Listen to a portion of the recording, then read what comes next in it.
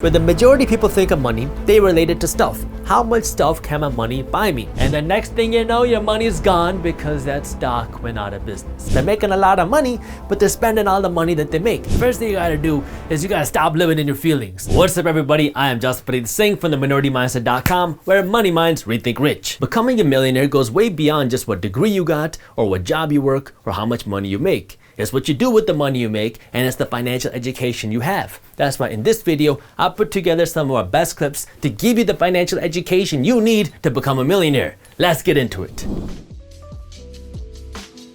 I think we can all agree that most people want to retire a millionaire, that way you can enjoy your golden years. Time to sit on the beach, relax, and order some extra guac. The problem is, most people don't retire millionaires. On second thought, why don't you just hold the guac? Retiring wealthy is really just about consistency and preparation, and the sooner you start, the richer you'll become. It's a lot more accessible than you might think. If you do it correctly, you can start with just $100 a week and retire a millionaire. Don't just take my word for it. Kevin O'Leary, Mr. Wonderful, did an interview with MarketWatch where he talked about how you can retire a millionaire by investing just $100 a week. In case you don't know who Kevin O'Leary is, he is one of the sharks or investors on Shark Tank, and he's probably the most savage shark there is. If you don't hit that thumbs up button, you're dead to me. Anyways, today I want to talk about Kevin O'Leary's strategy for how you can retire a millionaire. But before we get into that, smash that thumbs up button below, subscribe to the Minority Mindset YouTube channel, and if you want YouTube to actually let you know when a new financial news and education videos are released, hit that little notification bell too. Kevin started the interview by talking about how the whole idea of retiring at 65 doesn't make sense anymore because our economy doesn't support it, and because most people aren't doing enough to retire by 65. 100 million Americans have $0, nothing invested for retirement right now, and this became painfully true during this 2020 pandemic. As soon as the economy shut down, people panicked, not because they were worried about what was going on with the pandemic, but because so many Americans were living hand to mouth. They made $1 and then they spent $1. And actually for a lot of Americans, it was you make $1 and then you spend $1 plus a quarter with the help of your credit card. When the economy shut down, lots of businesses that Kevin O'Leary is a part of and invested in were trying to get money or loans from the government, and that's when he found out that a lot of the companies that he's investing in have these business owners that have great companies, but these business owners have no money invested or saved for retirement. That's why, according to him, the first step to getting that $1 million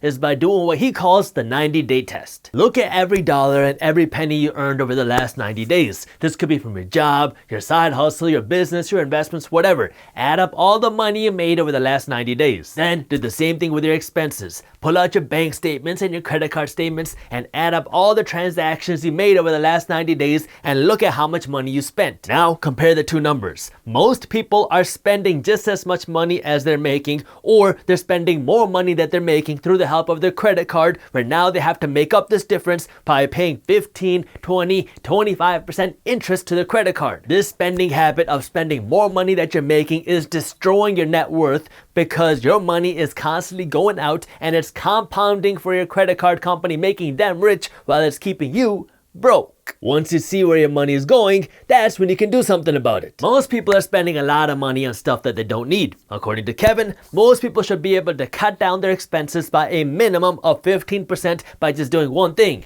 buying less crap. But Jaspreet, my cousin Bunty told me that Gucci is an investment. Unless you're getting paid to wear it, it's not an investment. Then put aside $100 a week minimum and invest it so you can retire a millionaire, and now we're gonna work backwards to see how to do that. The average life expectancy for somebody in America is between 75 and 80 years old. And if you wanna retire at 65, you need to know how much money you're gonna need to retire, that way you don't run out of money. To keep things simple, let's say that you and your spouse need $50,000 a year after taxes to be able to live free and maintain your lifestyle. When you turn 65, you better have an investment fund big enough that you can pull out $50,000 a year after taxes for the rest of your life. To make that happen, you should not be pulling out more than 6% of your assets a year. But you also got to calculate taxes. If you pull out 6% of your assets, the first thing you're gonna have to do is pay the government, because the government wants to get their fair share out of your retirement too. So if you pull out 6% of your assets, you're really only gonna keep 4% because 2% is gonna go to the government. I know all these vague numbers are getting confusing, so let me put some numbers on this so it makes more sense. If you need $50,000 a year after taxes to maintain your lifestyle,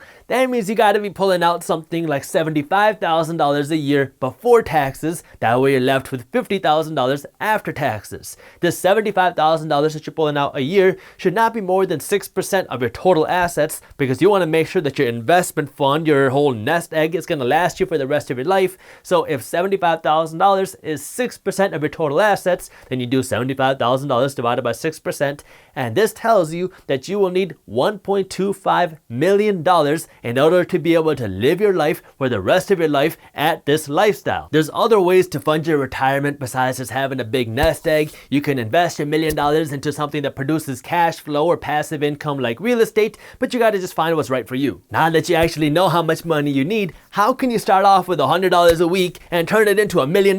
For one, you do not have to be a stock picker, okay? Most people should not be in the business of trying to pick stocks to begin with. Most people who invest their money in the stock market by trying to pick stocks lose money, not because they pick bad stocks, but because they get emotional. Tesla, I love you, but why does your stock keep breaking my heart? The way that a lot of newer investors who don't have investing experience invest in stocks is they buy into a company that they think is cool, and then the stock starts to go up, which is great, and then something happens, the stock goes down for a little bit, and now you see your portfolio in the red, and now people start to panic, they get worried, they get anxiety, and so they panic sell their stock because they cannot stand seeing their investment at a loss. There's a lot more to investing in stocks than just picking good stocks. A simpler way to invest your money is to invest the bulk of your investment money into a low-cost index fund that just matches the market, and then use a little bit of your investment money to invest into individual companies and stocks that you like. An index fund is a fund that invests into a bunch of different stocks. Now, instead of you trying to pick the best company to invest in, you can invest your money into this fund, and this fund is now going to invest into a bunch of different stocks, so now you're getting exposure to a whole bunch of different stocks instead of just one. Back in the day, the common way to invest into a fund that gave you exposure to a lot of stocks was by investing your money into a fund that was managed by a very experienced but very expensive money manager. These are called actively managed funds, and they have their place, but they are very expensive, and there are better options now. Your money manager is going to take a big chunk of your assets every single year, whether you make money or you lose money, and if they make you money, they're now also going to take a quarter of your profits. And if that wasn't bad enough, the vast majority of money managers cannot beat the market over the long run. So you're paying huge fees to get average returns. That's when low-cost index funds came into the picture, which allow you just to invest into the stock market. So if the stock market goes up, your index fund goes up. If the stock market goes down, your index fund goes down. And now you don't have to worry about paying a whole bunch of money to an expensive money manager. There are funds that you can buy off your stock brokerage that will give you exposure to literally the top 500 companies in the stock market. So when the stock market goes up, so does your fund. Now the bulk of your money is going into your investments instead of your money manager's pockets. Are you guaranteed to make money? No, investing has risks. You are never guaranteed to make money when you invest. You might even lose money, which is why you should always do your own due diligence and never blindly listen to a random guy on YouTube. But let's do the math using some historical numbers. If you invest $100 a month, that's $5,200 a year. Goldman Sachs did a study where they looked at the stock market over a period of 140 years, and what they found is that over any 10-year period, the stock market grew by on average 9.2%. Past performance is not a reliable indicator for future performance, so let's say the stock market continues to go up on average over the long term, not by 9.2% a year, but by something like 8% a year. Now you're investing $5,200 a year, and you're getting an 8% return on your money every single year on average. And if you start this when you're 25 years old and you do this until you're 65, your $100 a week will grow from $100 a week to more than $1.4 million. This doesn't mean that the stock market is going to always go up. This number factors in the fact that sometimes the stock market is going to go down and sometimes it's going to go up big. So it's the average. If you are older and you have not started planning for your retirement or putting money away for your investments, you're not out of luck. You just have to be more strategic. You can be more aggressive with your investments. That way you can try to get a better return on your money, or you can try to earn more money. That way you can double or triple, maybe even quadruple your weekly investments. The best case scenario is to obviously start investing as soon as you get your first job. But the reality is most of us are never taught about money or investing when we're growing up. I was the same way. That's what pushed me to start Minority Mindset. You have to make do with what cards you're dealt. Then you gotta understand the numbers, work backwards, and make a plan to make it happen. Before we get into the next clip, if you are interested in learning more about money management and investing, our team put together an amazing guide that I think you'll love, and you can get this guide for free when you sign up for a daily newsletter. If you want to read a free guide, I got the link to where you can do that in the description below. The stock market is one of the most accessible wealth building tools that you can access. But lots of people never actually end up making money or building wealth in the stock market. There are essentially two ways that you can invest in the stock market. You have the cool way, oh yeah, and then you have the boring but profitable way, oh yeah. When most people invest in the stock market, they're trying to find the next Amazon or Tesla. They're trying to be cool. It's the cool way to invest because you want to find the next hot stock and buy it before it gets big. You can make a lot of money doing that, but it takes a lot of time and it takes a lot of research, and most people don't actually put in the work to do it. They're just gambling. And there's a lot of people, especially when you first enter the stock market, that get really allured by this idea of being able to flip a stock very quickly for a huge profit. Like you see this penny stock trading at 4 cents a share and you think, whoa, what if I buy $1,000 worth of this stock and it goes up to 8 cents a share? That's not that big of a jump. If that happens, I'm gonna make $1,000. And if the stock goes up to $1, I'm gonna have $25,000 doing nothing. And the next thing you know, your money's gone because that stock went out of business. Trust me, I know, I've been there. Even if you're too smart for penny stocks and you're investing in well-established companies, chances are you felt the pain of investing in a company and then you see your stock go down.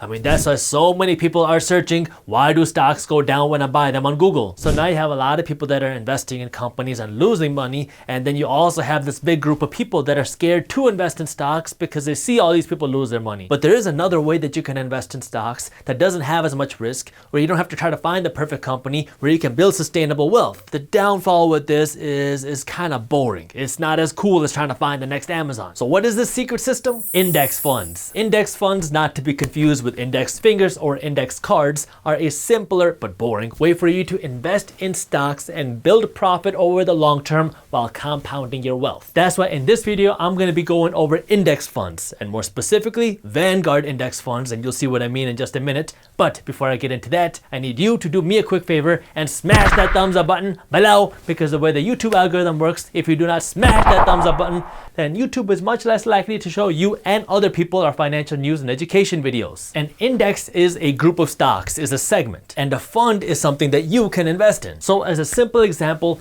let's say you really like tech companies, but you don't know how to find the best tech stock. So let's create a tech index fund. So remember, an index is a group of stocks, and in this, we're gonna create one right now. Let's put in Amazon, AMZ, and these are the ticker symbols, Facebook, Google, what's another tech stock? Apple, AAPL. So now we have just created an index, which is a group of stocks. Now, if you want to invest in this group of stocks and you don't want to individually invest in all these companies, you can invest into this fund. So now this has just become a fund. This fund invests in these individual stocks and you can buy shares of this fund. Now, you're not going to be the person that's actually creating the fund because there's a lot of complexities into that and they get a lot bigger than this. I'm just showing you kind of as an example of what an index is, but you as an investor can invest into a fund which invests in a bunch of stocks. That way you don't have to try to find the best company to invest in. The reason passively managed index funds have become so popular is because back in the day, the only way that you could invest in funds was by investing in what's called actively managed funds. Here's the thing, someone or something has to manage this index of stocks, because if Facebook goes out of business because people don't want Facebook anymore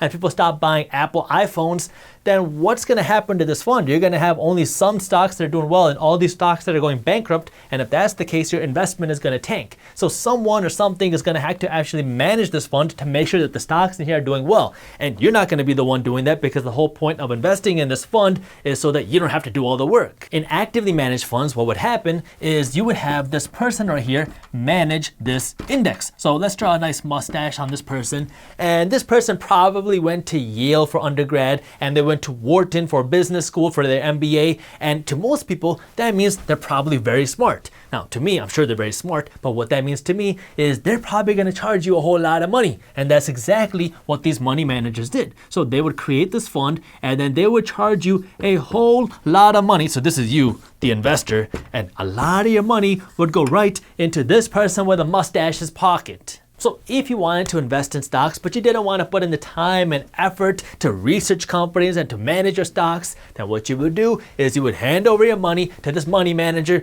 with a mustache who went to Yale, who went to Wharton, who is now going to charge you a whole lot of money to take your money and put it into this index or fund that they are managing. And if your index, your investment goes down, they're still going to charge you a lot of money. This model is why index funds, as we know them today, were created. Now, I have nothing against mustaches, but I really like the idea of people being able to invest their money without paying all their money in fees. The way it worked is, instead of having this guy with a mustache manage your money, how about, and let me erase the mustache and the person, how about we just have a computer manage your investments, because computers are a whole lot cheaper to manage, and we can just tell the computer, hey, why don't we just create this investment where this fund invests in the top 10 tech companies. And now if Facebook goes bankrupt, this computer can automatically kick Facebook out and put in a new company. So this was automation coming into the money management and investment game, because now instead of paying an expensive money manager, people can create an algorithm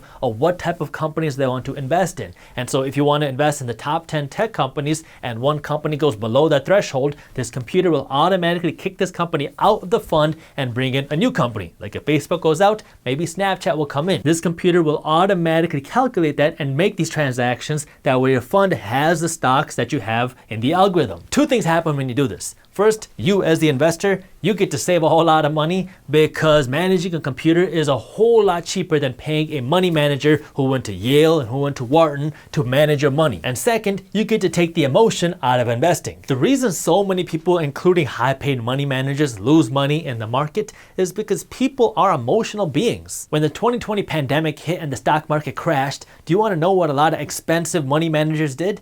They sold. They were selling stocks out of their fund out of fear. If your fund manager makes bad trades and you lose money in your investment, but you also have to keep paying your money manager. Look, there's a time and a place for actively managed funds, but if you really want to get the good money managers, you need a lot of money to invest with them. So now we're talking millions of dollars. If you don't have millions of dollars to invest, chances are you're not going to get access to the greatest money managers. Passively managed funds let you invest your money into stocks while paying low fees, and a lot of times these passively managed funds will get you better returns than actively managed funds, and you get to pay way less in fees. But in order for index funds to build you wealth and really make you money, you have to invest in them the right way, because this isn't one of those things where you can just invest in an index fund on Monday and expect to be rich by Wednesday. Index fund investing is a long-term wealth building tool, and the way you make the most money and build the most wealth by investing in index funds is by investing money consistently into the index funds and investments that you have. So this is investing money every week or every month into your funds. Now, investing has risks, okay? You are never guaranteed to make money when you invest. You might even lose money. So make sure you always do your own due diligence and never blindly listen to a random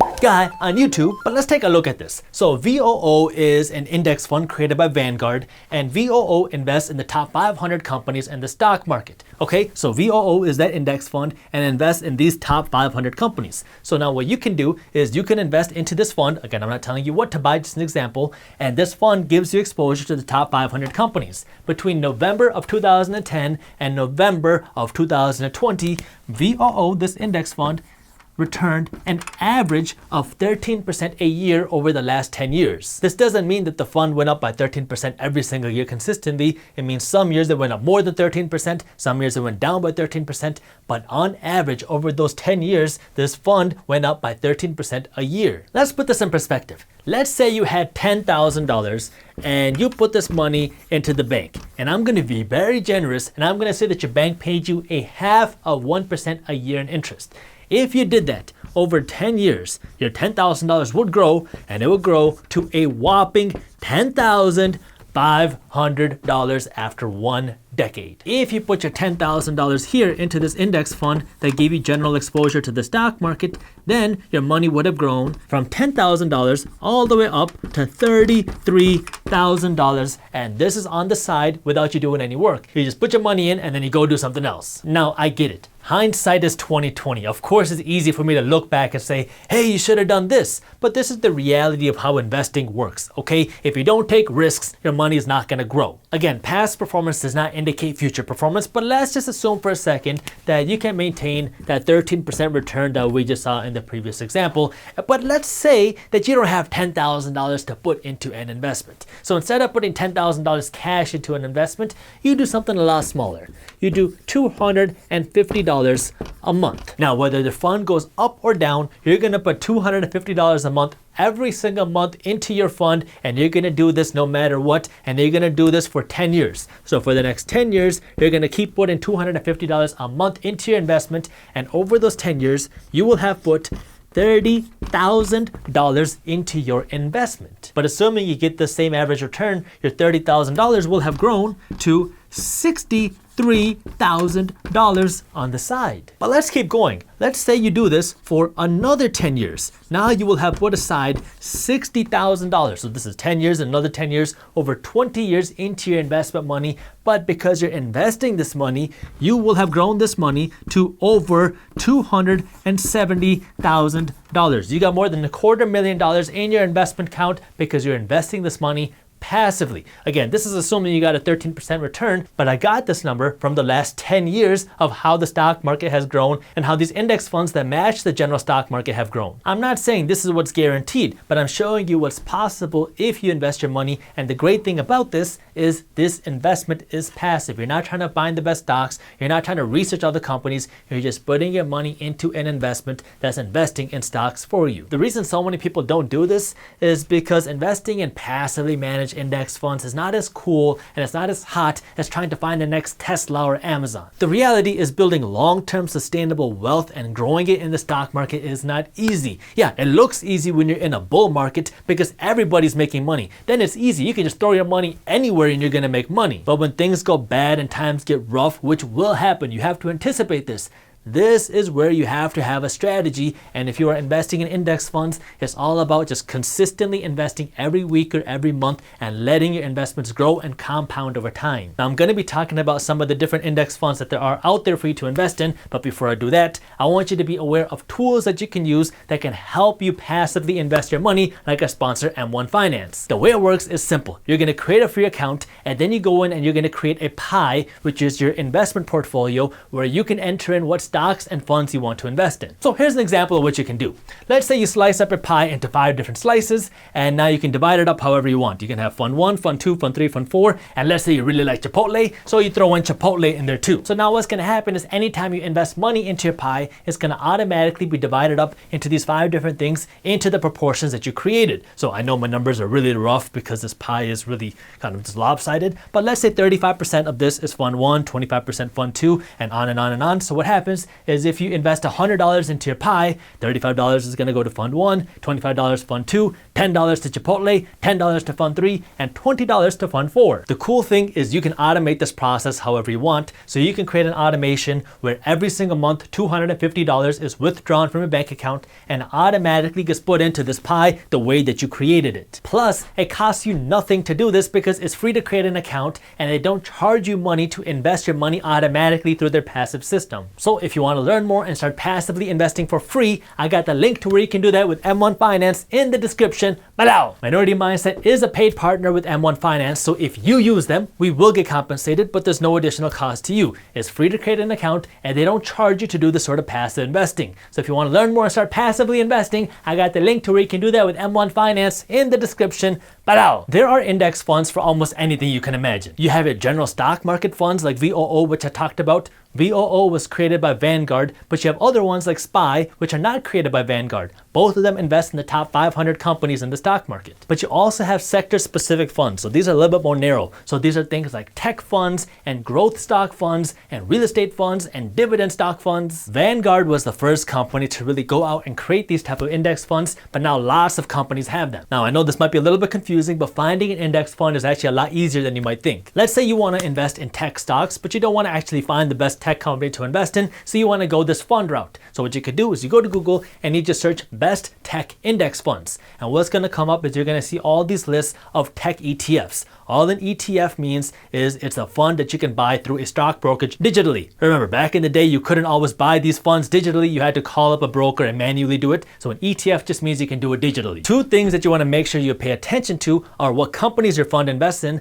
and what the fees are. Again, this is very easy to do. You just got to Google it. Going back to VOO, if you go to Google and you search VOO details, it's going to take you to the Vanguard website and you can see the list of all the companies that VOO invests in and the different percentages that it invests in. And you can also see the fees, which is called the expense ratio. At the time we're recording this video, you'll see that the VOO expense ratio is 0.3%, which means for every $100 you invest into this fund, they're going to charge you 3 pennies as a fee for every $100 you invest. So this isn't a lot of money because they're using a computer to help manage your fund. They don't have this fancy guy, an expensive guy with a mustache who you have to pay a ton of money to invest your money and manage your money. The key here is having the right mindset because you want to be investing for the long term because this is a long-term wealth building play. It's also very important for you to stay up to date on what's happening in the top finance and business news. That way you can make smart decisions with your money. And if you're looking for an easy way to do that, that's why we created the free Market Briefs newsletter where our team first breaks down the top finance and business news and then we show you how this news affects your wallet. That way you can be smart with your money. This newsletter is completely free and you can subscribe to our free finance and business newsletter by clicking the link up here or by clicking the link in the description below.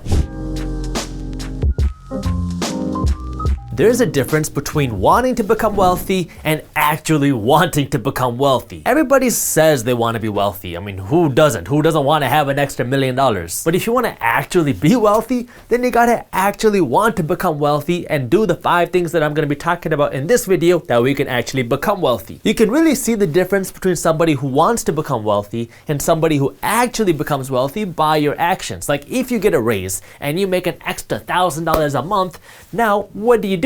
Well, if you just want to become wealthy and you're making this extra money, you're gonna say, ooh, well, let me celebrate a little bit right now and let me start investing later because I gotta enjoy my life right now. So you got this extra $1,000 a month and you have this plan where you wanna start investing and you wanna start building your wealth, but you kinda wanna enjoy this money right now because you only live once, right? And you're only young once. So what do? You buy yourself a nice car, you go on a nice vacation with your family and you go to Chipotle and celebrate with some extra guac. But if you actually want to become wealthy, then what are you gonna do? You're gonna take all of this $1,000 that you're making extra and you're gonna put it towards your investments right now. That way you can achieve this wealth sooner because you understand that this is a short-term pain that you're going through. That way you can achieve that long-term financial freedom. The thing that everybody gets confused here is they assume that if you wanna become wealthy, you have to have a $100,000 a year job or $250,000 a year job or $1 million a year job. But it doesn't really work like that. There's a lot more to becoming wealthy than just having a big salary. I mean, it can help, but if you don't know how to use your money, or if you don't have the right mindset, or if you don't know how to pay yourself, or if you don't have the right patience,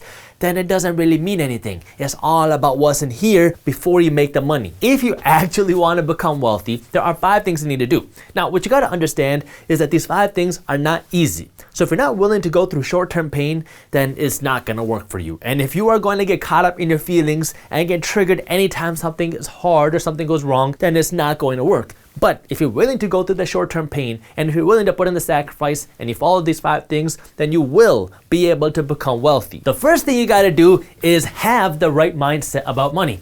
I bet you thought I was gonna say smash that thumbs up button below, didn't you? Having the right mindset is fitting because, you know, we are the minority mindset, which is all about having the mindset of thinking different than the majority of people. But when it comes to having the right mindset about money and building wealth, the first thing you gotta get right is understand the difference between becoming wealthy and being rich. Now, I know some of this is just syntax, but when people talk about being rich, a lot of times what they talk about is your appearance, the way you look. Having the nice cars, having the nice watches, having the nice home, that's looking rich. Being wealthy is more about being free, having the time to do whatever you want because you have the financial freedom. You can look rich and be broke. I mean, you can have a nice car, nice clothes, a nice home, go on nice vacations, but still be living paycheck to paycheck and have really no free time for yourself because you have to work your butt off in order to make the payments on all the things you have. Being wealthy is being able to live your life financially free without having to worry about the payments because you understand how to use your money, you understand how to invest your money, you understand how to grow your money, so you're able to live your life the way you want and have the time to do the things you want because you have that wealth. My goal is for you not just to have all the nice things. I mean, I want you to have the nice things that you want, but I want you to be able to afford the nice things without having to worry about the payments. That's why I want you to understand how to become wealthy. That way you can make those sacrifices today. That way you can buy all the nice things you want without worrying about the price. If you do want to learn more about the difference between being rich and being wealthy, I already made a video talking about that. So if you want to watch that, I will link it for you in the description below. The second thing when it comes to your mindset is if you want to become wealthy, you got to stop hating the idea of becoming wealthy. I mean, we are living in this culture nowadays where it is just commonplace to hate people because they are wealthy. Why? Because they're wealthy. But if you really want to become wealthy yourself, instead of hating the person that has become wealthy, you need to be one of the people that is learning how they became wealthy. That way you can apply those strategies and techniques to your life. Hate it or love it, the reality is we live in a society where the producers are the ones who are rewarded and the consumers are the ones that pay the price. So if you really want to become wealthy, you got to understand this shift and you got to start being a producer. That way you're the one that's making money when everybody else is spending money. So if you really want to become wealthy, you got to understand that. And you got to stop hating people for becoming wealthy and understand the game and win at the game. Now, if you don't like the system, then what you should do is become wealthy and then use your wealth to give back and help other people. That's a good thing. And now you can inspire other people to do that. Okay, but if you really want to become wealthy, you got to have the right mindset, because if you hate the idea of becoming wealthy, you are never going to become wealthy. The reality of the game is the more money you have, the more you can do. If you're broke, you can sacrifice your time and you can help people. But if you have $1 million, now you can help out a whole lot of people. You can feed a lot of hungry people and you can shelter a lot of people who need shelter. If you're broke, you can't do that. Yes, you can sacrifice your time and you can serve people and you can help people, and you should. We should all have the mindset of wanting to give back and taking care of our community. That's very important. That's important to me too. But the more you have, the more you can do. So if you want to be able to help more people, you got to understand how wealth plays a part in that, because if you have the money and you have the resources, you can do a whole lot more good for yourself, your family, your community, and your surroundings. The third thing you got to understand about your mindset when it comes to money is that money is just a tool. Having money doesn't make you a good person, and it doesn't inherently make you a bad person. Having money just gives you money. Having money gives you the opportunity to send your kids to a better school. Having money gives you the opportunity to go on better vacations. Having money gives you the opportunity to buy better gifts for your spouse. Having money gives you the opportunity to feed more hungry people. Having money gives you the opportunity to drive a better car. Okay? Having money is a tool. It does not make you a better person. It does not make you a good person. It's just a tool, and you, as the owner and the holder of your money, get to decide how you get to spend that money. So you got to understand that money, it does not make you a good person. It doesn't make you a bad person. It just gives you money that you can use as a tool. And the last thing you got to understand about your mindset of money and wealth is you got to stop blaming luck for the reason why people become successful, because that's one big lie. Everybody says that, oh, this person became wealthy just because they had rich parents or because they got lucky or whatever. But the reality is that's just not true. I mean, Fidelity did a study where they looked at millionaires across the board, and what they found is that there was a portion of millionaires out there that inherited a big chunk of their wealth. But it wasn't everyone. I mean, it was only 12% of millionaires out there that inherited 10% or more of their wealth. So yeah, there is a factor of luck involved. But for 88% of millionaires out there, these are people that did not get this wealth inherited to them, or do not have rich parents. They did not grow up going to country clubs. They did not have a trust fund. These are people that created their millions themselves. Now, this is not to say that there's no luck involved in becoming successful or wealthy. There is some luck involved. But what you have to understand is that the majority of people who became wealthy, these are not people who were just given their money. These are people who worked hard and found a way to become wealthy. And what you find out is the harder you work, the luckier you become, because luck happens when hard work meets opportunity. And so the harder you work, the more prepared you will be, and the more ready you will be when the opportunities come your way. Are there some people who have the money just fall into their lap? Yes. Some people just win the genetic lottery, or some people just win the actual lottery, and some people just have the money given to them. But that's the exception to the rule. That's not the rule. The majority of people who become wealthy are people who created themselves by understanding the mindset and the 4 other things that I'm about to talk about. When you see somebody who has become wealthy, all you see is the tip of the iceberg. You see where they are now, you see the car that they're driving, and you see where they live. And it looks nice, and it's easy to say that they became lucky, but what you don't see is all the sleepless nights, all the hard work that they went through, and all the kind of pain that they went through to get to where they are today. And so if you want to become lucky, you got to look a little bit deeper and look beyond just the tip of the iceberg and see what it really takes to get there. And you got to stop blaming other people for becoming wealthy and understand how you can do it yourself. The second thing you got to do is work on your income. So this is where things get a little bit tricky, because first we develop the mindset. And now once you got the mindset, you got to start earning money. Now there's a couple things you got to understand about your income. The first thing you got to understand is it's not just how much money you make, it's what you do with the money you make. But having more money can accelerate your path to becoming wealthy, and this is where you gotta make some hard decisions about yourself. If you're not happy with the amount of money that you're making, then you gotta do something about it. Look at yourself in the mirror and ask yourself, why are you not making the money that you deserve? Is it because you don't have enough skills, not enough degrees, or are you working a job where you're just getting underpaid? If you're not happy with the amount of money that you're making, you gotta stop complaining about it and you gotta start doing something about it. If you don't have the skills and you don't wanna go back to school, or if you don't wanna learn a new skill, then maybe you gotta take on a new job. Maybe you gotta learn a new side hustle. Maybe you gotta start a side business and do something to supplement your income. If you're just complaining about it and you're saying, man, I wish I made more money, I wish they would just raise my wages for doing nothing more except what you're doing right now, then you're just playing the emotional game and hoping that luck is gonna come through the door and put $1 million on your lap. If you're not happy with how much money you're making, ask yourself why and then do something about it. Depending on where you are and who you are, that might mean adding a second part-time job to your routine. And I know that's hard and it takes a lot of work, but I've been there. I went to law school full-time and I was running my business full-time, and I went to acting school in the evenings. It is long, it is hard, but it's a sacrifice that you got to be willing to put in today if you want to achieve more income. So you got to know what you want, and if you're not getting what you want, ask yourself why, and then figure out what you got to do to get the income that you want. The second thing that you got to understand when it comes to your income is that there's a lot more to becoming wealthy than just how much money you make. I'm going to talk about this in the third point, but having more income only does good if you know how to use the money that you're making. If you're just making more money to drive a better car, to live in a bigger home, you're just spreading yourself thinner, and now you have to work even harder to keep making all of your payments. So what you got to understand about your income is there's a lot more to becoming wealthy than just making a lot of money. It's what you do with the money you make. There's a reason why so many high income people, so many high income doctors, so many high paid athletes, so many people who win the lottery still live broke, because they're living paycheck to paycheck. They're making a lot of money,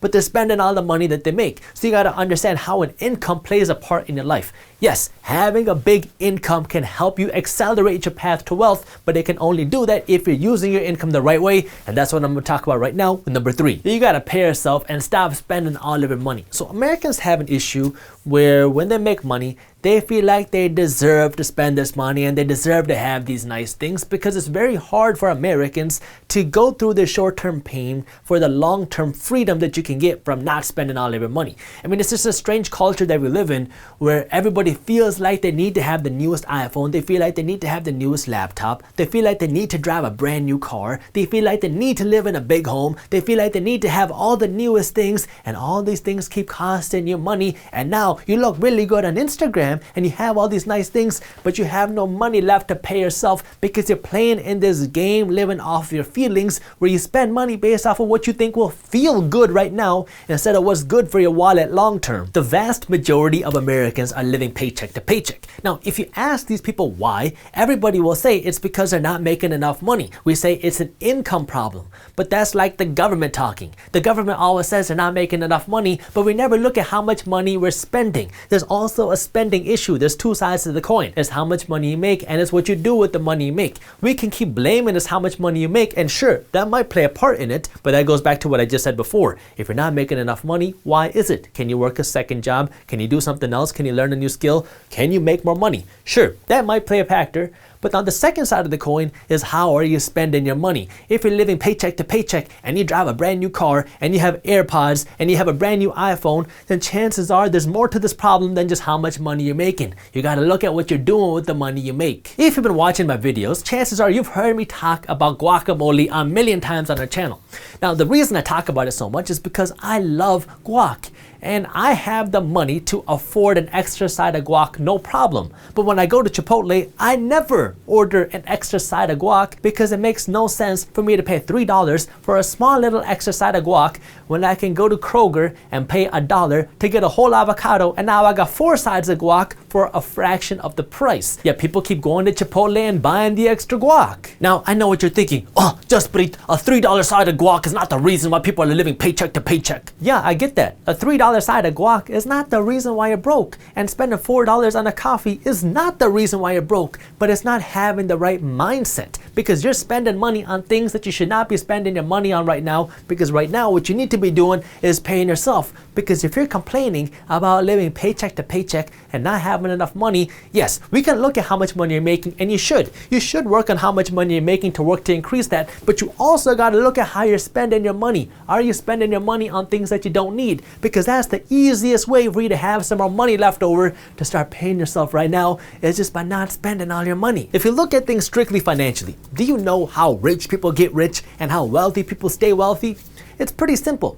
They spend less money than they have. They live like they're broke. They don't spend every dollar that they make on nice cars and clothes and shoes. They spend some money on themselves. And when I say pay yourself, what I mean by that is you're saving some of your money for an emergency, and you're investing some of your money, that way your money can grow and make you more money. If you are not paying yourself, if you're not spending some of your paycheck every month to go directly into your savings account, and if you're not having some of your paycheck go directly into your investments every single month, then you are not paying yourself, and you are doing yourself a disservice, because all of your money is going out making everybody else around you rich, but it is leaving you broke. The issue is we live in this culture where we all live in our feelings. Like, we feel like we worked really hard, so we deserve to reward ourselves by going on this really nice vacation, and we deserve to reward ourselves by buying this really nice car or buying this watch. Now, these things are nice. I want you to have a nice vacation. I want you to have a nice car. I want you to have a nice watch. But I don't want you to sacrifice yourself from paying yourself, because then you're gonna pay the price in the future. I want you to have these nice things, but I also want you to be able to afford it first. Let me let you in on a little secret. Nobody who's worth $1 million is flying on a private jet, unless you're one of those people on social media that's taking pictures on a private jet. That way you can sell more of your course on how to be rich by living your life and doing whatever it is you do. But nobody who's actually worth $1 million is flying in a private jet, because people who are actual millionaires understand what it took to become a millionaire, and they're not gonna just blow all their money on something that's not gonna help them keep their wealth and grow their wealth. You gotta stop living this Instagram flex life where you're living life just to show off your income. What you gotta do right now is live below your means and pay yourself first. That way you can use your money to build your wealth, use your money to build your savings. That way you can be free, and once you pay yourself, then you can live your life the way you want without worrying about the price. I probably should have put a trigger warning in the beginning of this video, where if you're easily triggered, don't watch this video. But I did tell you that you gotta step away from your feelings in order to really do these things. So let's move on to number 4. You gotta stop the payments if you wanna become wealthy. Now, look, there's 2 types of perspectives when it comes to your payments and the way you live your life. On one side, you have the Dave Ramsey approach, which is the no debt, no financing, anything approach. Whenever you wanna buy anything, you gotta buy with cash, whether it's your investments or your liabilities. No matter what you want to buy, you got to buy it cash. On the other hand, you have Robert Kiyosaki, who is essentially like finance everything, never pay for cash for anything, and then use your money to buy investments and have your investments pay for all of your stuff. Both of these options can work. Obviously, one is less risky than the other, and one is harder to achieve than the other, because now you have to afford everything in cash. But what you really got to understand now is the difference between an asset and a liability, and when are you stretching yourself thin by financing something. Because when it comes to things that are not making you any money, you should not be financing it. Because when you're financing your clothes, Now, you're paying interest on something that is not making any money and something that is depreciating in value. So not only are you paying top dollar, you're paying interest on that, and this thing is just losing you money. Kind of like what I mentioned a minute ago, one of the easiest ways to keep more money for yourself is to stop having money leave your wallet. And one of the ways that you can do that is stop financing things and pay off the debts that you do have. That way you don't have money constantly leaving. I mean, you can think of it kind of like a cup. And at the bottom of a cup, you have a hole.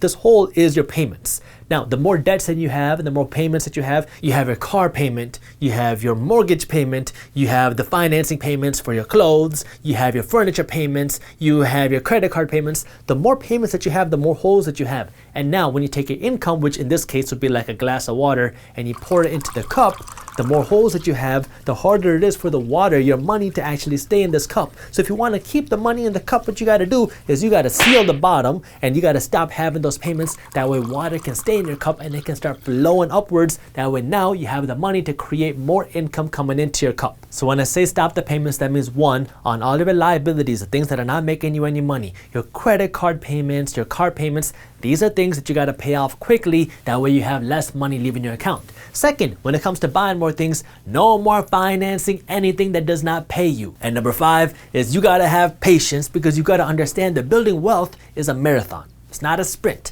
This is not something that's going to happen overnight. And when you want it to happen overnight and you want it to happen quickly, you're more easily to get caught into one of those get-rich-quick schemes and falling into risky investments where now you're spending a whole bunch of money on things that are not making you any money, because when you jump into those get-rich-quick schemes, the only person you're making rich is the person selling that get-rich-quick system. Now, if you do want to accelerate your wealth, there's nothing wrong with that, but you just got to know how to do it the right way. On one hand, you got to work on earning more money. And now, as you're earning more money, you got to use more of your money to actually pay yourself. That means saving your money for emergencies and putting more money towards your investments. That way you have more money working to actually build your wealth. So if you want to do that, hey, great, work on earning more money, but understand that takes patience too. Building a business, building a side hustle, getting the raises, doing whatever you got to do to earn more money does take time. I mean, think about like building a YouTube channel. You don't build a YouTube channel overnight. These are things that take time to build. You want to build a business, it takes time to build. These are things that take years. And so if you really want to become wealthy, you got to have the patience in your mind, and you got to understand that this is not something that's going to happen tomorrow. This is something that you're working on for your lifetime. That way you can live wealthy and live free. It's not something that's going to happen next week, next month, next year. This is something that we're building for the long term. And so you got to have the patience in order to build the wealth.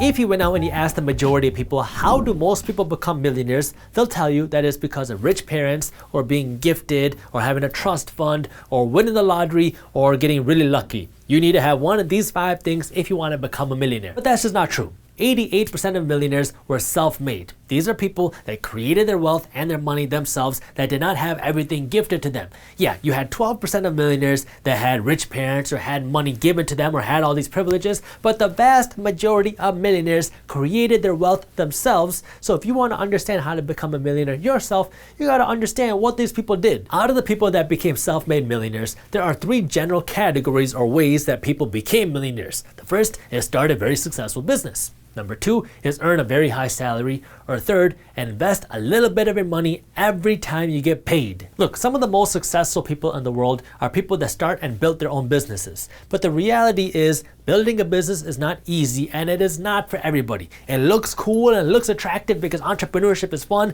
but it is hard work, and you do not get weekends off, you do not get evenings off. Building a business is hard, and it's not for everybody.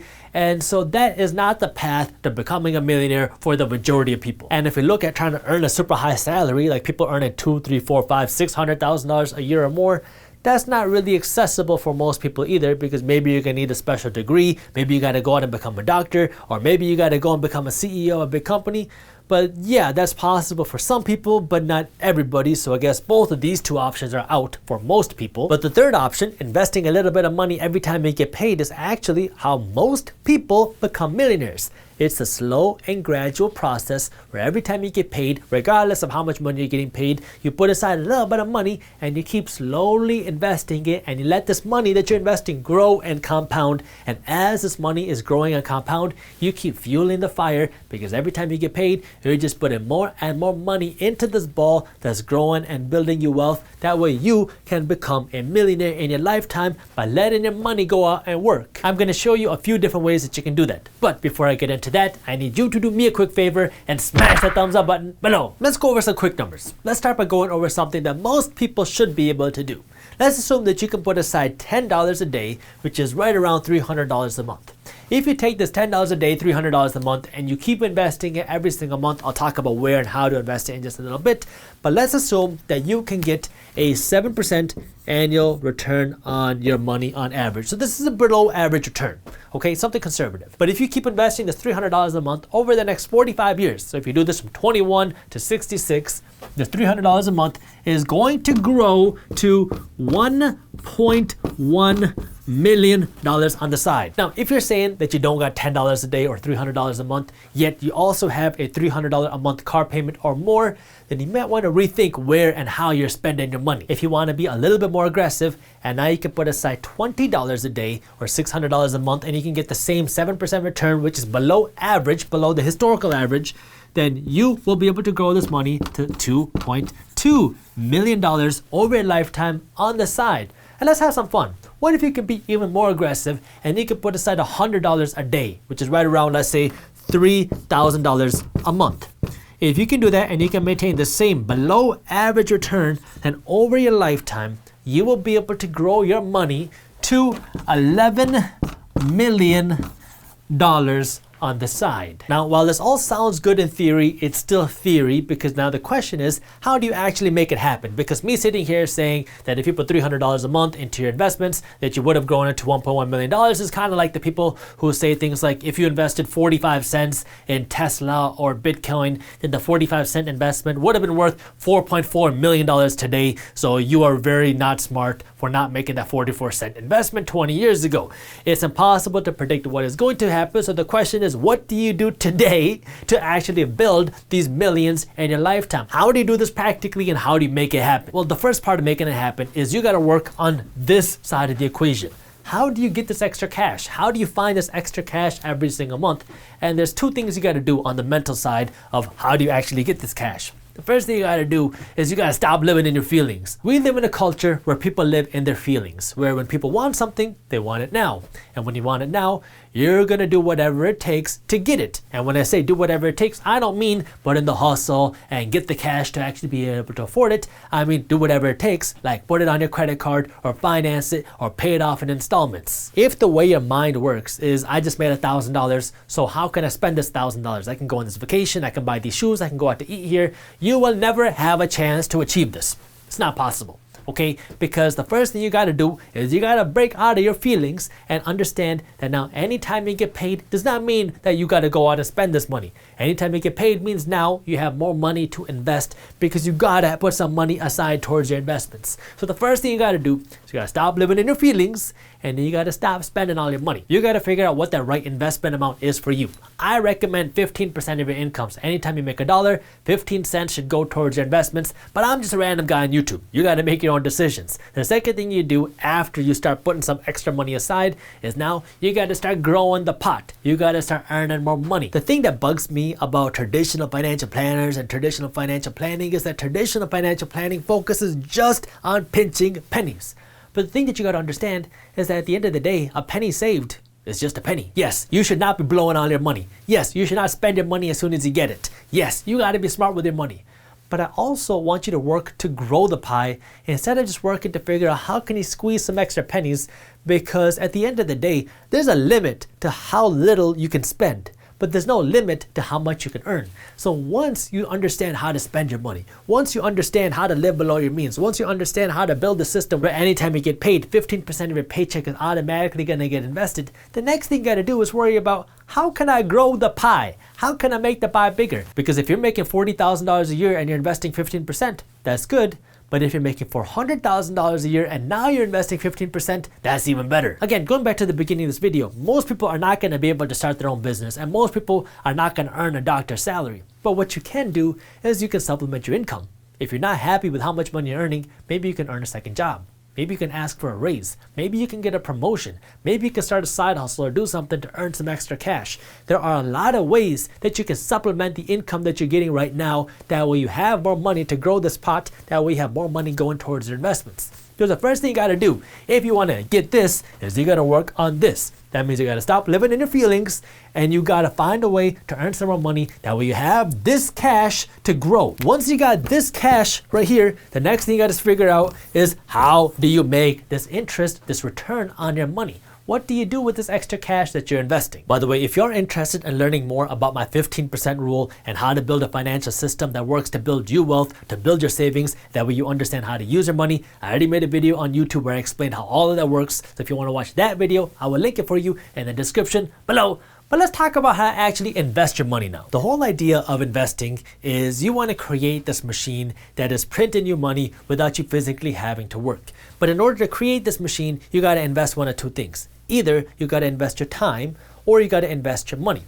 Now, for a lot of people, either you're not going to have the time or you're not going to want to put in the time to do it. So I'm going to focus in on the passive investments, because a passive investment is where all you're doing is you're taking some of your cash and you're putting it towards creating this machine that is printing you money without you physically having to go to work, because you're going to work to get paid. Now, you're getting this paycheck and you're going to take a piece of that paycheck and you're going to put it towards buying this machine that's going to print you money. Now, it's not an actual money printing machine because you can go to jail for that, but it's a kind of a theoretical machine that's going to print you money through your investments. The whole idea behind making money is the more value that you can provide to the marketplace, the more money you're going to make. That's why doctors earn more money than cashiers, because doctors provide more value to the marketplace than cashiers do. Now, this doesn't mean that your life is not valuable or that you're not a valuable person as a cashier. This just means in the economic marketplace, a doctor provides more financial value, so they attract more money than a cashier does. So now when it comes to your investments, the whole idea here is you want to put your money in a place that is going to create value or attract value. So you want to use your money as a tool to kind of create this value thing. That way it can continue to pay you without you having to physically work to continually build value. So maybe there's other people involved or there's a team involved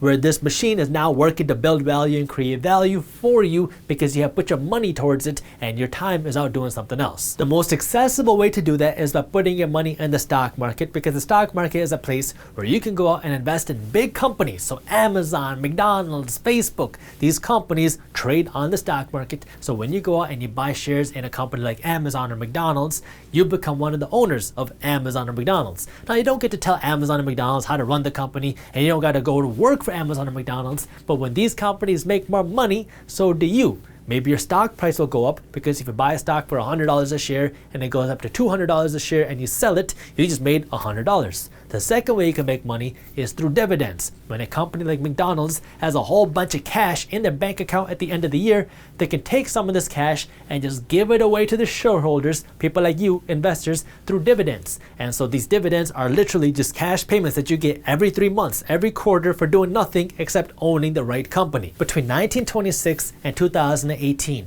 the average return for the S&P 500, which is an index in the stock market, which all it means is it's a group that represents the top 500 companies in the stock market. This S&P 500 over those years grew by an average of 10 to 11% a year on average. This doesn't mean that every single year the stock market is going to go up by 10 to 11%. That means over the long run, the stock market has grown by 10 to 11% a year for almost the last 100 years. But this also includes the fact that sometimes you're going to have stock market crashes and other times you're going to have stock market rallies. Over the long run, you've seen the stock market grow by around 10% a year for the last century. So if the stock market continues to grow at its previous rates and you can just invest your money and even get a below average return, then retiring a millionaire is no problem, because you can just throw your money into the stock market and hopefully get the same returns, and boom, there you have it, the millionaire status.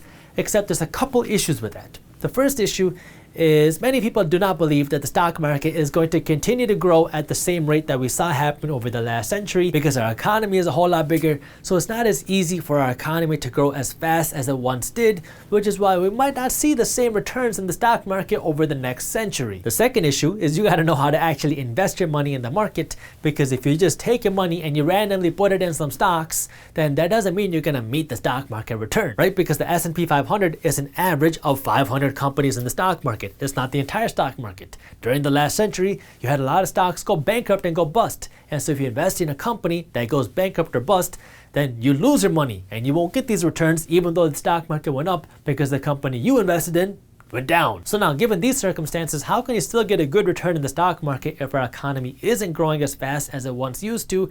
And how do you invest your money in the stock market without worrying about the company you invested in going bankrupt? Let's start with this. When it comes to investing, you got to first understand the correlation between risk and return, because in general, you can get a better return if you're willing to take on higher risk. And so if the general stock market sees lower returns in the future, you can still try to get higher returns, but that might mean you have to take on higher risk. Now, one of the ways that you can mitigate risk, meaning lower the risk, is by having the right education and understanding what you're doing, because if you have more knowledge, then you can kind of lower some of this risk. But you got to understand, yes, you can still get higher returns, but you got to understand how to kind of manage this risk too. So the S&P 500 index, the one that I just talked about a minute ago, that was averaging 10 to 11% returns a year, the S&P 500 is a group of the 500 largest and most established companies in the stock market. And so when a company is large and established, it's not going to be able to grow as fast. And so if you want to get better returns, then you're going to have to invest in a company that's a little bit more innovative, that's trying to grow, because now these companies have more room to grow, because when a company is already large and it controls the entire market and it doesn't have that much more room to grow,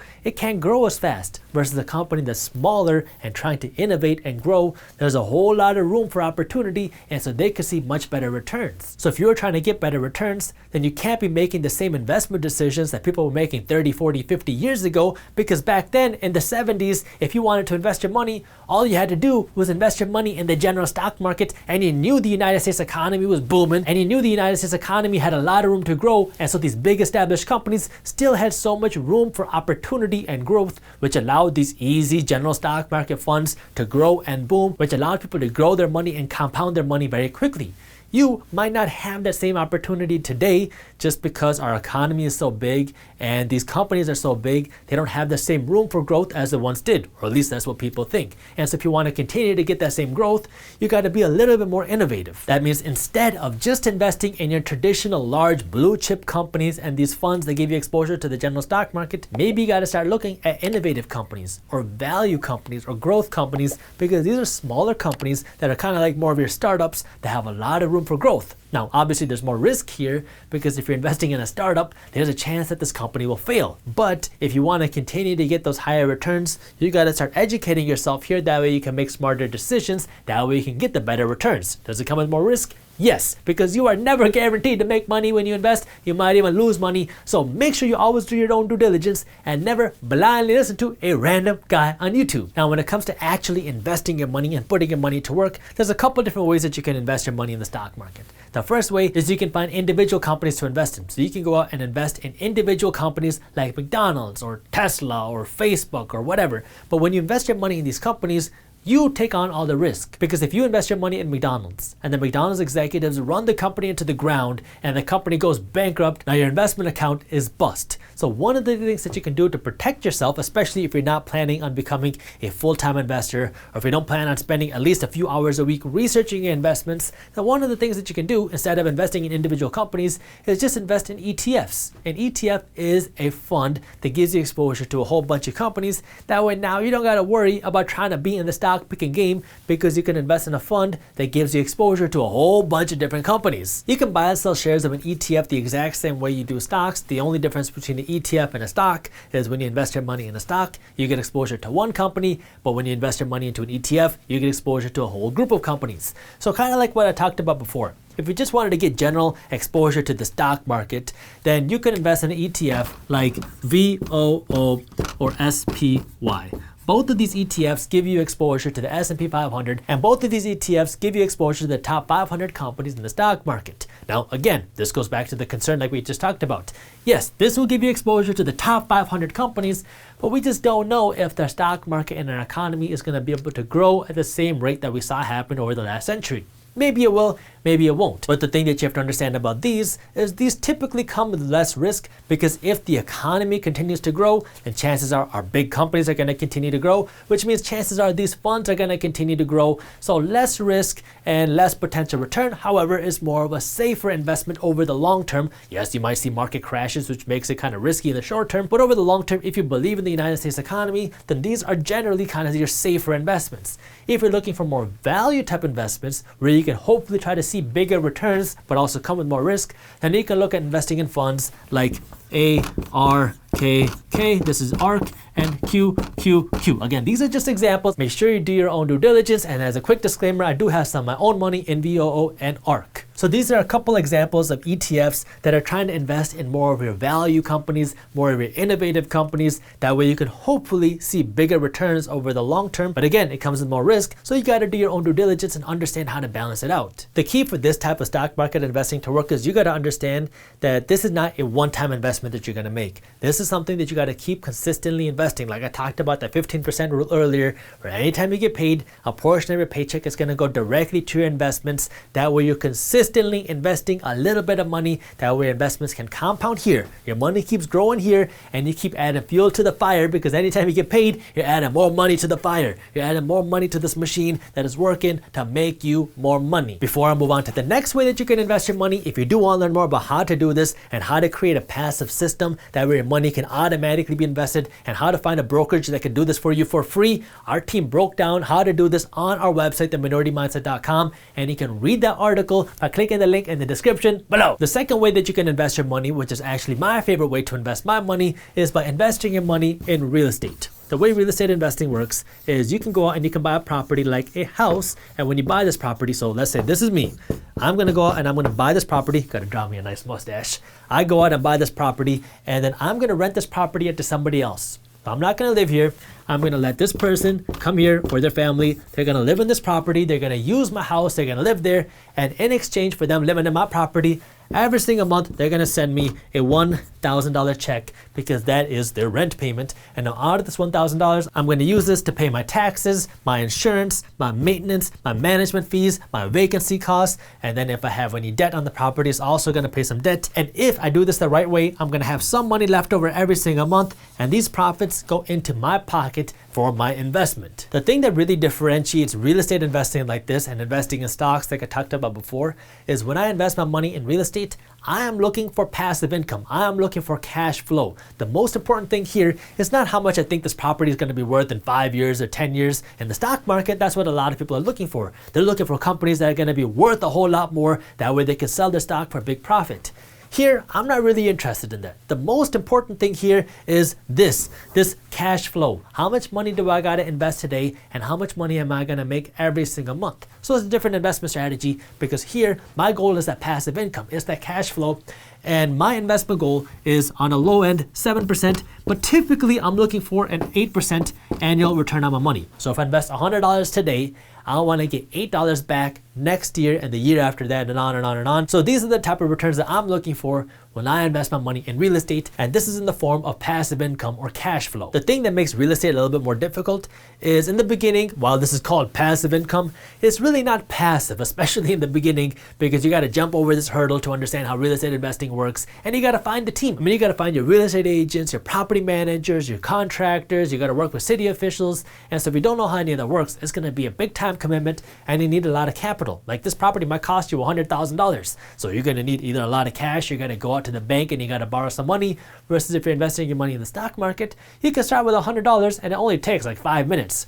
Here, buying a property can take you months. You have this element of non-passiveness because you got to find the deals, you're going to renovate them, you got to get them leased out. But once you get the hang of things, and once you get this property ready to go, you can hand over the keys to a property management company, and then it can be fully passive if you know how to do it. And so it takes that hurdle to jump over, but once you jump over that, then it can be completely passive. Now again, the key here to succeed over the long term is to keep compounding your money.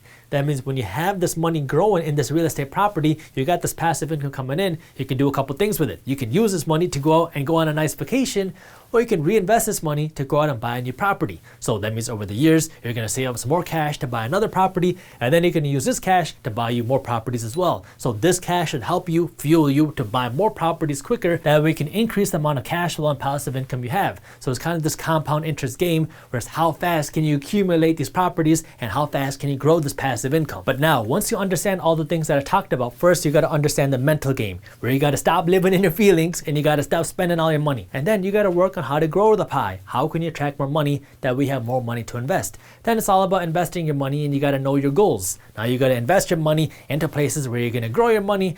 And now it's just a math question. Where can you invest your money? What type of returns can you expect? And how long is it going to take you to hit that $1 million based off of how much money you're investing? Once you understand the whole system, then it's just a numbers game where you got to just keep following the system, and you got to just keep pumping your money into your investments. That way you can build this nest egg that's growing to make you wealthier. Before we get into the next clip, if you are interested in learning more about money management and investing, our team put together an amazing guide that I think you'll love, and you can get this guide for free when you sign up for a daily newsletter. If you want to read a free guide, I got the link to where you can do that in the description below.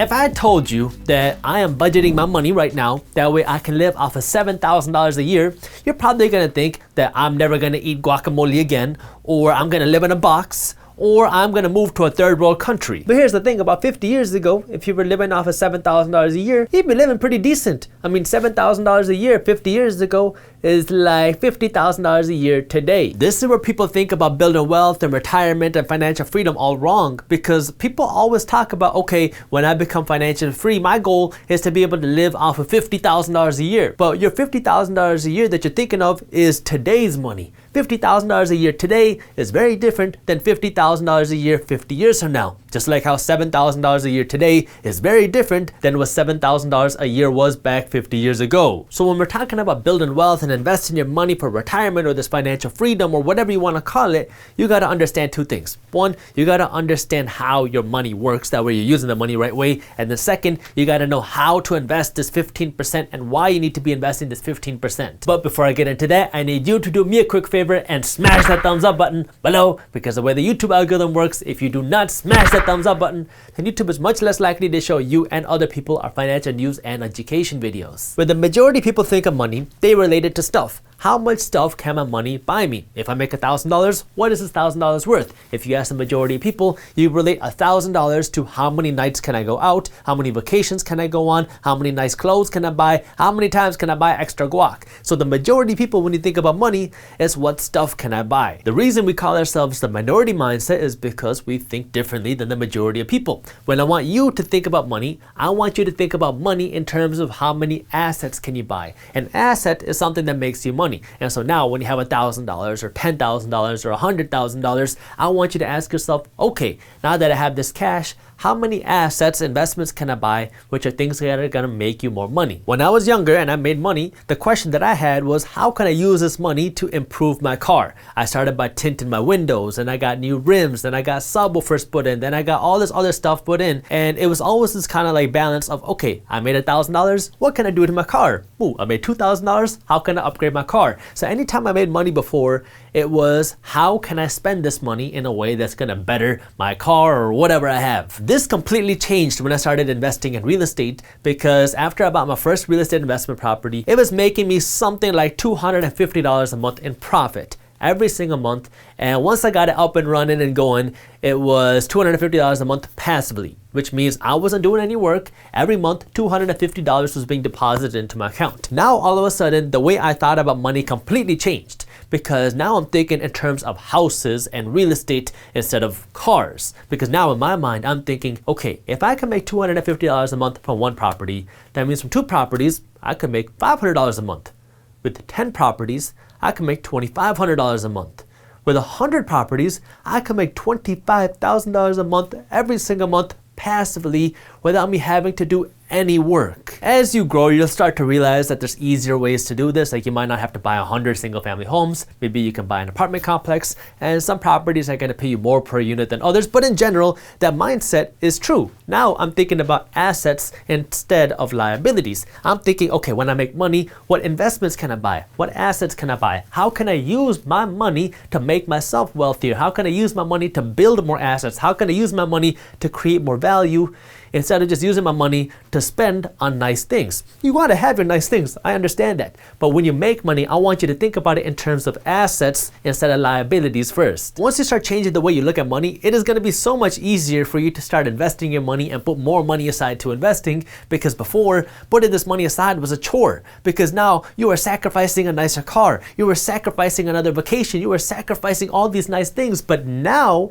you're not making that sacrifice. Now you're working more towards your goals of buying more assets, because that's the way you're looking at money. Now you look at money as a tool to buy you more assets, which allow you to have nicer things. But now when you change the way you look at it, it's easier for you to make more of these sacrifices to buy more assets. That way you can have more freedom, have more wealth, and then ultimately have more of the nice things, the nicer cars, and nicer vacations. Now let's get into the numbers, because if you're subscribed to our channel, chances are you've heard me talk about our 75-15-10 plan, which says for every dollar that you earn, 15 cents is the minimum you should be investing, 10 cents is the minimum you should be saving, and 75 cents is the maximum you should be spending. Now I'm going to go over that 15% investing, why 15%, and what the numbers actually look like when it comes to building your wealth. Here's the thing. Investing is the real secret to building wealth for regular people.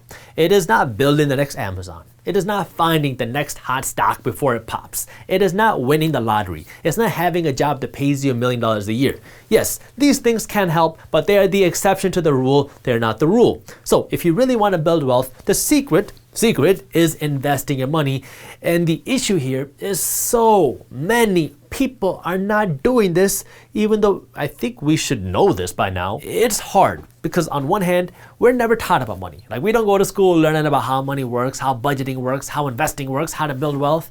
And on the second side, we just don't really have kind of a good financial culture when it comes to spending, because we live in this debt culture where it is completely normal to finance your wardrobe. And so this is kind of the culture that we live in. And the only kind of financial education that people get nowadays is you go to your job, and then your job gives you this packet which says, here's your 401k information. That's why right now, half of America is not investing any money, not a single penny at all. And on top of that, the people that are investing, most of them are only investing their money in their 401k, even though your 401k was never intended to be your sole retirement or investment plan. So if we kind of diagram this out, if this pie represents America, that's a very lopsided pie. If this pie represents America, only half of these people, so these people are not investing any money. Only half of these people are investing any money at all. Now, out of these people that are investing any money, the majority of these people, so something like this, are investing their money only in their 401k.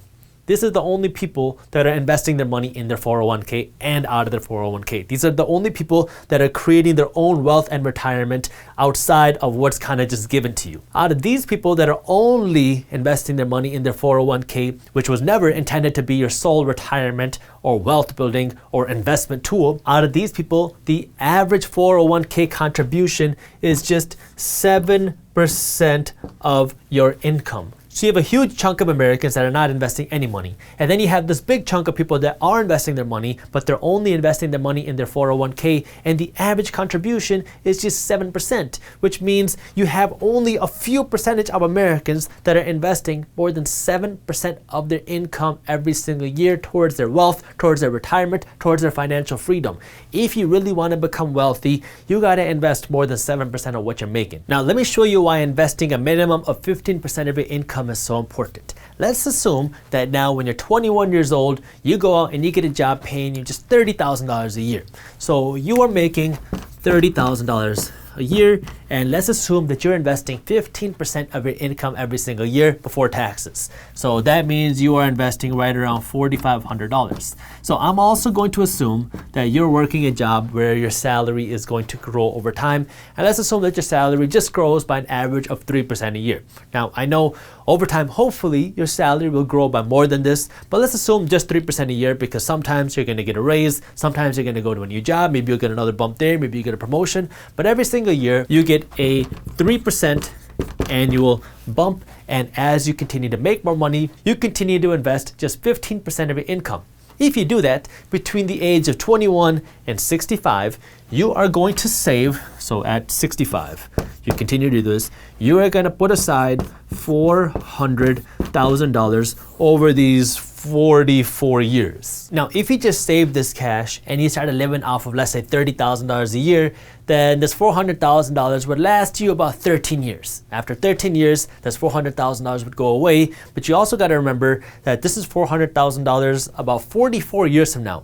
This $30,000 a year in 44 years is not going to have the same value as $30,000 today. I mean, by the time you're 65, if you continue to grow your income by 3% a year, you're going to be making more than $100,000 a year. So if you want to continue maintaining your lifestyle at 65, that means you got to pull out $100,000 a year here. So your money's only going to last you 4 years. By the time you're 70, you're going to be broke. So this saving model doesn't work, which is why I want you to invest this 15% a year.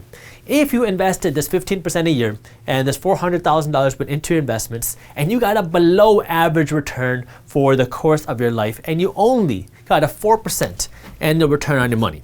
If you were able to get a 4% average return on your money over your lifetime, then this $400,000 will grow to right around $900,000. Quite a bit more, but you gotta remember, this is still quite a bit below average. If you got an average return of 7% a year, then this $400,000 you invested over your time would grow to $1.9 million on the side for you to now use however you want. And if you could grow your money by 10% a year, which is just a little bit above average, especially when you account for inflation, then your money would not grow to $1.9 million, it will grow to $4.8 million. But the only way this is going to happen is if you're investing 15% of your income every single year. Now look, this is where you got to really understand money, because so many people make this mistake that when they're planning for wealth or retirement or financial freedom, they're thinking in today's dollars. They're thinking, okay, I'm young today, I'm hoping that I can live off of $30,000 a year or $50,000 a year or $100,000 a year, because they're relating that to today's money. But $30,000 a year today is not going to be the same as $30,000 a year 45 years from now. That's why your income is hopefully going to be adjusted with inflation and go up by a couple percent or a few percent a year. If you are 21 today and you're making $30,000 a year, by the time you're 65, if your income grows by 3% a year, you're going to be making something like $106,000 a year by the time you're 65. So if we assume that $106,000 is what it takes for you to keep the same lifestyle at 65 as you do in 21, that means you got to be pulling out $100,000 a year when it comes time for you to retire in order to keep the same lifestyle that you have today. Now, depending on how much money you're making, that might seem like a whole lot of money or not enough money, but what you got to understand is that in 45 years, $100,000 a year is not going to be as much as $100,000 a year today. So you got to kind of plan for that with your money. And so if we're looking at this kind of income and you're thinking, all right, if I want to maintain my lifestyle, I got to be pulling out $100,000 a year. If you have $400,000 sitting there, that's not going to cut it. You're not going to have a very nice retirement or financial freedom, because after a few years, you're broke. Now here, if you get the 4% a year, now at least you have some more money. And what you got to also understand is, because this money is invested, you're hopefully going to continue growing it after you start pulling money out too, because you're not going to pull out all $900,000 at once, at least hopefully not. You're going to pull out $100,000, let the other money grow, pull out another $100,000, let the other money grow, and kind of go on like that. That way this can last you more than 9 years. And here, assuming you can just get an average return, now you really have money put aside for the rest of your life, because now you got money for at least the next 20 years. Because even if you're pulling out $100,000 at a time, that means you have your money growing for another 18 years after you pull this money out. So you pull out $100,000, your money continues to grow the next year because you only pulled out $100,000, you still got $1.8 million in there. Then the next year you pull out another $100,000, you have $1.7 million growing for you. So as long as you got money in the account, your money will continue to hopefully grow. I want you to be an aggressive investor. Actually, I need you to be an aggressive investor, because Social Security is becoming a thing of the past and pensions are becoming history. And so if you want to be able to take care of yourself and take care of your wealth and take care of your family and your finances, you got to be the one to put it in place, and you got to be the one to start taking action, because you cannot rely on the government to take care of you, because the government national debt is skyrocketing. They have their own problems. It is very hard and very painful to rely on somebody else, especially the government, to take care of you, which is why I want you to be an aggressive investor. That way you can take care of yourself and take care of your wealth. That way you can live your life the way you want, not worrying about what the government's going to give you. Now, there are different ways that you can invest your money. That way you don't have to actually sell your assets in order to have money in your hand. Like if you invest in rental properties, investment real estate, now you're creating passive income, cash flow. That way you can get cash in your hand every single month without you having to actually sell a property.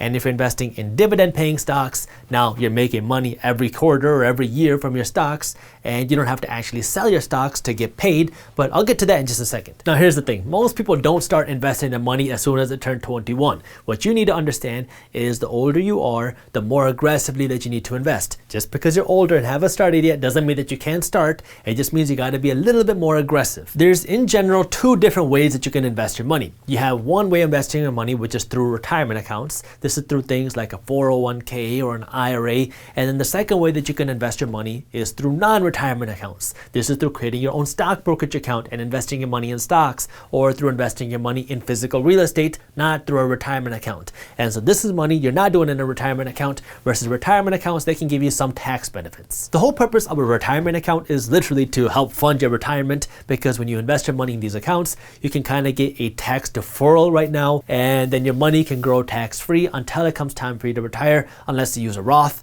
then you're paying taxes today, and then you don't got to worry about taxes when it comes time for you to pull your money out. I'm not going to get into too many details on this, but the whole purpose of this is for you to invest your money. That way it can grow tax-free, but you cannot touch your money until it comes time for you to retire. If you want to learn more about that, I will link a video where I've already discussed this in the description below. The point that I'm trying to hammer home here is your retirement accounts are typically not enough, because your 401k and IRA has limits, and you got to make sure now that you're not investing your money based off of what the government limits you at. You got to be investing your money based off of the way you want to live your life in retirement. That's why I say a minimum of 15% of your money needs to go towards your investments. Some of that money can go towards your retirement accounts, but if that's not hitting the 15%, then you got to be investing your money on your own too. That means maybe you got to create your own stock brokerage account, or maybe you got to start investing in your own physical real estate. That way you can get passive income. But here, you got to know what your goal is first. If you want to see your money grow quickly and you don't mind taking on more risk, then you should consider investing your money in the stock market,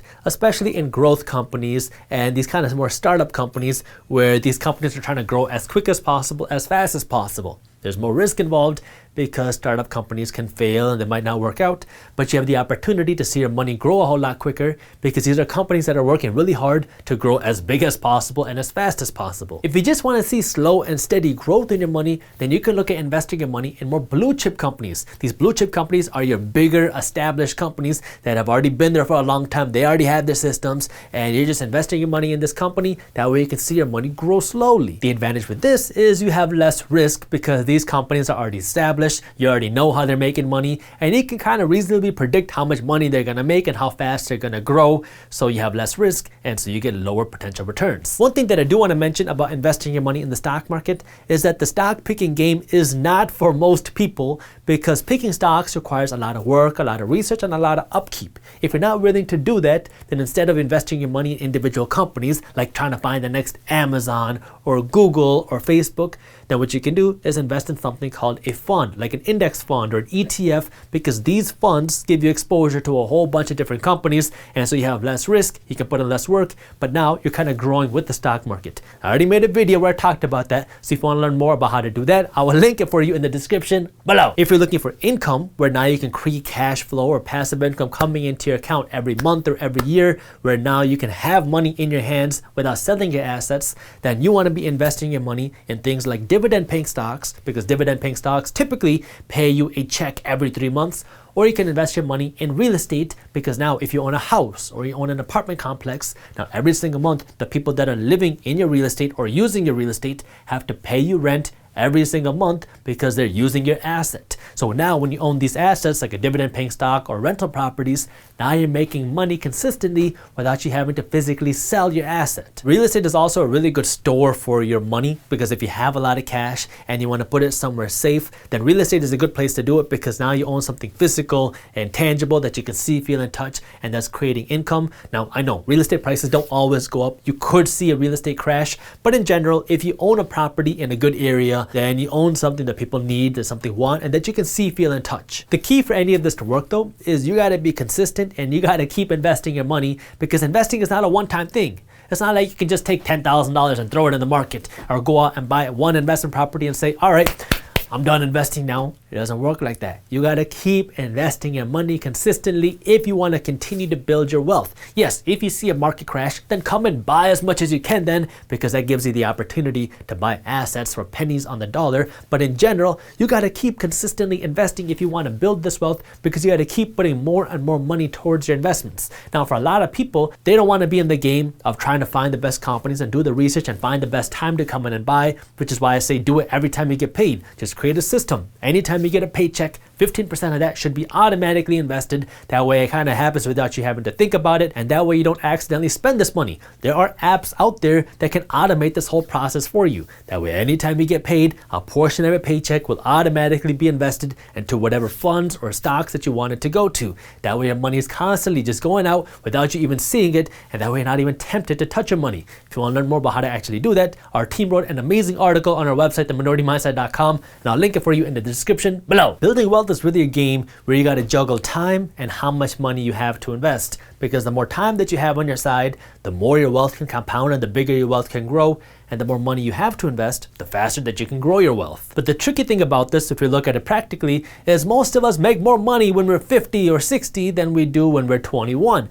And so you kind of get more of your money towards the end of your career, but you have more time in the early part of your career, which is why you got to balance it out. You got to start investing aggressively early. That way you can put more money and have the time on your side. That way you can kind of grow your money and have more money working for you. And as you start to make more money, you continue to keep investing 15% of your income month after month after month. That way you can continue to compound that wealth and continue to keep growing your money. Again, don't take what I'm saying as the ceiling. I want this to be the floor, because right now the average person is investing nothing or very little. I want you to kind of up the minimum and make it so you're investing a minimum of 15% of what you make. Once you get the hang of that, then up it up 20%, maybe 25%, depending on what you're making. The more you can invest, the faster you can build that wealth. And the faster you can build this wealth, the more assets and income that you'll have. That way you can live the life you want without worrying about the price, because you got your assets producing income, which can fund and buy you whatever it is you want. If you enjoyed this video, here's a video on cryptocurrency that I think you'll love. And while you're at it, join our free finance and business newsletter. And as always, keep hustling. These buyers are pushing real estate prices up so fast that home prices are growing way faster than wages. So you have home prices that are shooting up, you have lots of people out of a job, and this is being fueled by low interest rates, because everyone's trying to take advantage of these cheap mortgage rates.